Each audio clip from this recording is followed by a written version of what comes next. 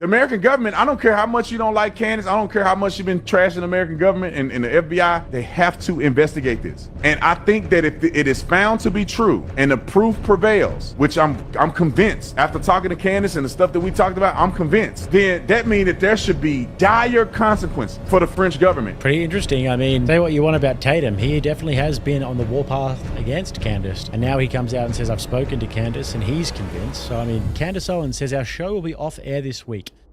As an update, both the White House and our counterterrorism agencies have confirmed receipt of what I reported publicly. Emmanuel Macron attempted to organize my assassination per a source close to the first couple. Also, I will again state that the French legionnaires were involved in Charlie Kirk's assassination, but they did not act alone. For all of you who doubted my claims, you can now look at the President of the United States and our intelligence communities to issue a statement to confirm whether I am telling the truth. So this story is getting pretty wild over here. I mean, Candace is outright claiming that the French government not only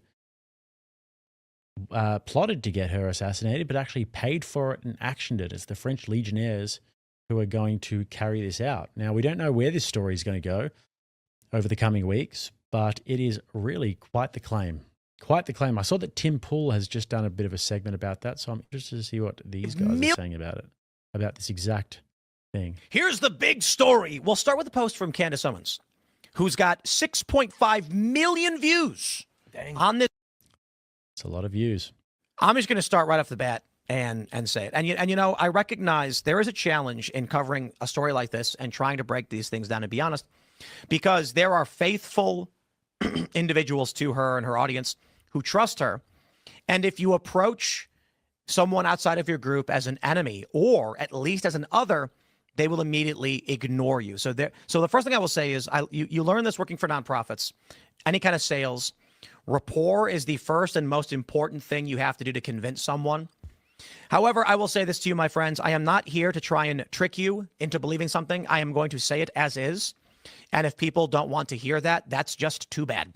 You don't got to listen to me. The first thing I'm going to point out that starting the post off with our show will be off the air this week, followed up by the White House has confirmed receipt of what I reported, the assassination attempt. This is we call this in social engineering, assumptive reasoning, manipulation 101. It is when you combine, and you guys have heard me talk about this all the time. It's when you combine two unrelated statements to make it seem like they are related. The news does this, the corporate press does this all the time. So you get the point. Starting off, I have contacted the White House. They have confirmed receipt of the assassination plot against me with our shows off the air. What I have already heard from people, they believe she's taking her show off the air this week because she fears she's going to be assassinated. She's lying low.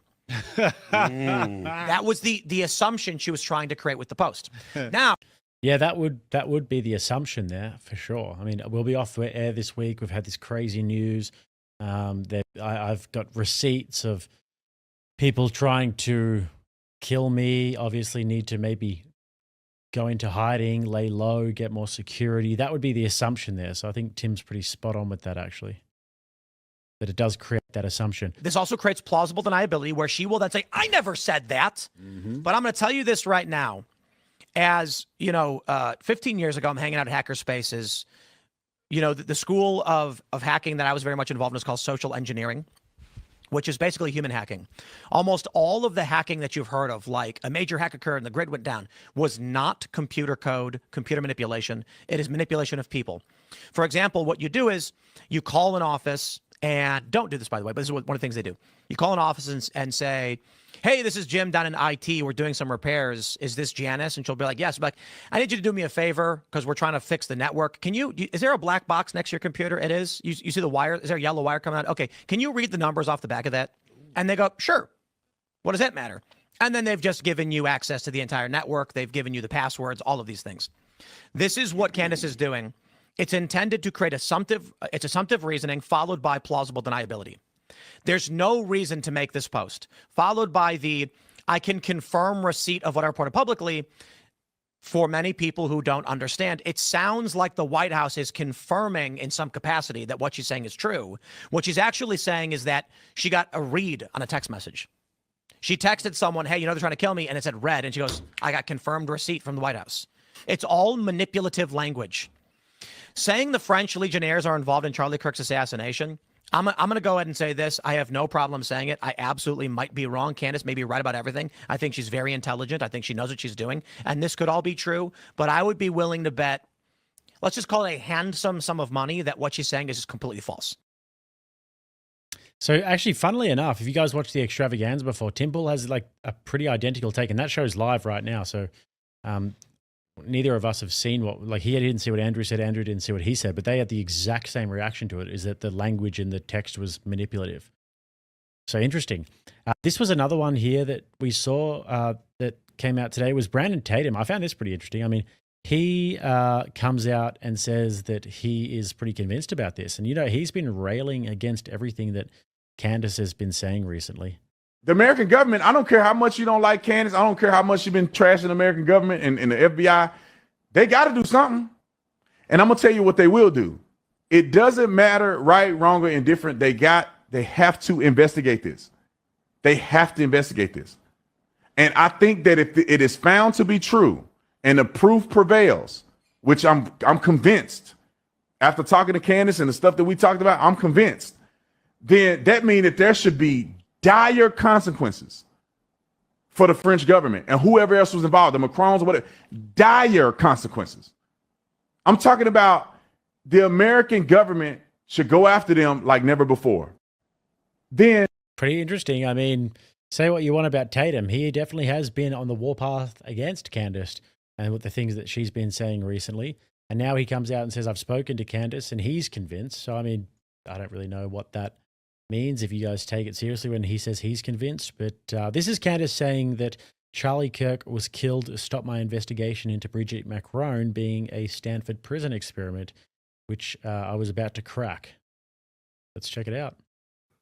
If there is anything to know about Kabbalists, it's that the numbers matter deeply to them. Numerology is important. So I say to myself, the numbers of the prisoners, they cannot be random. They are random, but they can't be random. They have to hold some sort of a meaning. They're all over the place, right? Some of them are 3 digits. Some of them are 4 digits. There's no flow. Why would somebody do this? More than anything else, it's just difficult for you. If you're controlling this experiment, it's difficult to keep track of all of these numbers. When you just want to make somebody like 3, 4, 5, whatever it is. And then it hits me. Everything about this experiment is military. These numbers must be military. They must hold military significance. And lo and behold, I'm so ignorant about the military. I didn't know people that are in the Navy. How do you send a letter to someone that is on a military base? What does it mean when you put a zip code and then you have to attach to it a unit number?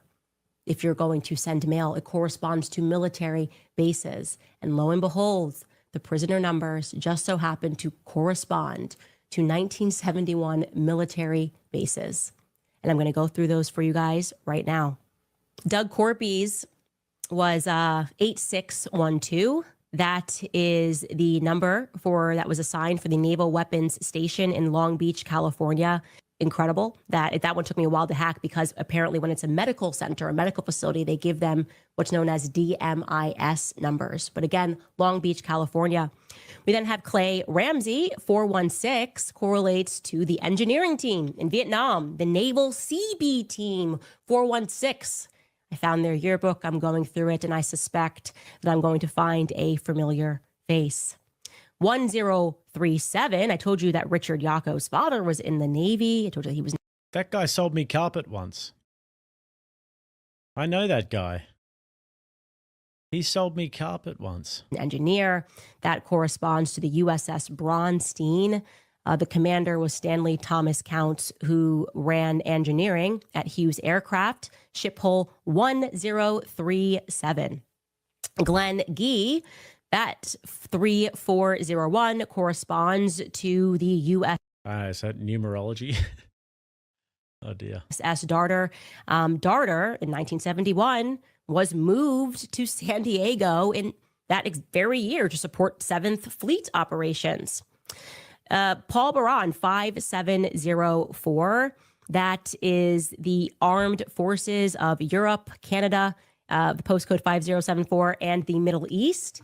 Whit Hubble, we've been having trouble finding anything about Whit Hubble, so we are unsure about 7258. Somebody out. Look at Whit Hubble's a party animal. Have a look at Whit Hubble, son. Buddy's out there just cracking on, just getting loose, probably talking to some ladies, probably having a few too many drinks and then doing the old white man dance on the D floor. He's just out here. Look at him just living his best life, and then he ends up in a bloody Candace Owens investigation. Poor old Whit Hubble. What did he do to deserve that? There will be able to let me know. We have had trouble even establishing who his family is, if he's connected to the Hubble telescope. So we just have nothing but question marks when it comes to Whit Hubble. Stuart Levin, 819. That was the naval post in 1971 in Spain. They sent out the MC4 engineering team. They arrived there in July of 1971. Jim Roney, 4325. That corresponds to the Moffett airfield. By the way, guys, have you ever seen the Stanford Prison Experiment? That is a great movie. If you've never seen the Stanford Prison Experiment movie, that is a top movie. Sorry, Camp Pendleton. And am I bringing that right? Moffett Federal Airfield. Yeah, Mountain View, California, sorry, where the Army Reserve's 7th Psychological Operations Group is based. We also have Jerry Shue. We have Camp Pendleton. Dude, why have you got to do Jerry Shue dirty like that? Why have you got to do Jerry Shue dirty like that? Have a look at the guy. He's just sitting around trying to watch some freaking Days of Our Lives, trying to watch some infomercials, having a good old laugh with his underbite, having a good old underbite laugh, stroking his beard, sitting in his rocking chair, yelling at some skateboarders on his lawn, and you got to do him, and then he ends up in a bloody Candace Owens investigation. Poor old Jerry. CA, that is, of course, also a naval base in California. And then, last but not least, and you guys don't have to show this next one because I want to speak through this. Tom Williams, prisoner 2093. Is this a naval base? I get a hit, guys. I do get a hit of a naval base that it corresponds to, the naval unit, rather, that it corresponds to. And it is the only naval unit on the list that is not American owned. And it just so happens to be French owned. Clipperton Island. Who knew? A naval base on Clipperton Island. First thing I'm thinking is, what the heck is Clipperton Island? I'm wondering if it's me. My husband then says he's never heard of Clipperton Island. And that's crazy because my husband is the king of geography. Xavier Poussard says he's never heard of Clipperton Island. So let me show you this island that apparently not many people have heard of, that had a military naval base and presence. That is, I don't know what does go on it. Like, what are we actually saying there? Did anybody actually really get that they were saying there? If anybody can actually elucidate that for me, ideally in a super chat, so I can definitely see it, that would be really good. All right, Ryan Matter, this guy is always with his theories on X. He says, wow, yet again, Candace Owens was right. The president of France paid an assassination team to kill Candace Owens. Let's see what his proof is. So if you guys aren't following Evan Kilgore, he's one of my homies over here. So Evan puts out a tweet and he just says, holy shit. Officer Tatum now says that he's seen evidence regarding the assassination threats on Candace Owens. Brandon Tatum says that he is convinced and believes that there needs to be serious consequences for the French government. This is insane. And this is also tweeted out by the legend himself. Mr. Ian Carroll says, wow, did not see this coming. Respect, Officer Tatum. Holy shit. So Tatum sat down with Candace Owens. You guys are going to want to check this video out.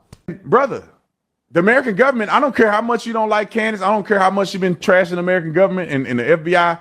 They got to do something. So is that the evidence? Them, like Tatum said so, or we already went through that then? That's not particularly evidence. I wouldn't say that that's evidence. We just went through that. So not confirmed. I mean, if it does come out, and we saw that the manipulative language there, but if it does come out that the White House says, hey guys, look, this is credible information. We believe that the Macrons were trying to kill Candace Owens. Can you imagine the magnitude of that story? Whew. That would be, yeah, I mean, a foreign government trying to kill an American citizen on American soil, it would be beyond anything we've seen. So this one had a bit of traction as well. So this person says, I see a lot of people mocking Candace for claiming France has a hit out on her. Here's former CIA officer John Curacao explaining that France assassinates Greenpeace protesters. Candace has done a lot more damage to the reputation of France than any Greenpeace activist. And they're murderous too, They're murderous. Oh yeah. If you're a member, for example, of Greenpeace, they're going to blow your brains out if you try to, take over a ship or throw paint on a ship or whatever. They kill a lot of Greenpeace activists. The French intelligence stuff. Yeah. Like not the paramilitary. Oh, no. They're happy to go out and kill people. Interesting. Those damn French, hey? Those French are always killing people.